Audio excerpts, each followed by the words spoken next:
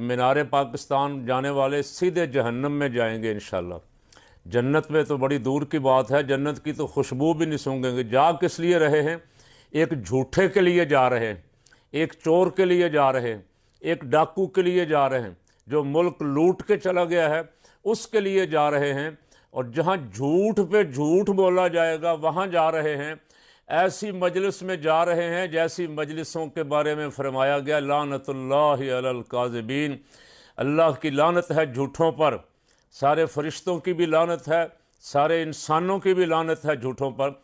چند روز پہلے رانا ثناء اللہ نے ایک چھوڑی تھی بہت بڑی، کسی مولوی کا، اور مر گئے ہیں مولوی کہیں، ساجد میر کو کیا سانپ سونگ گیا؟ مولانا فضل الرحمان کے فتوے کہاں چلے گئے؟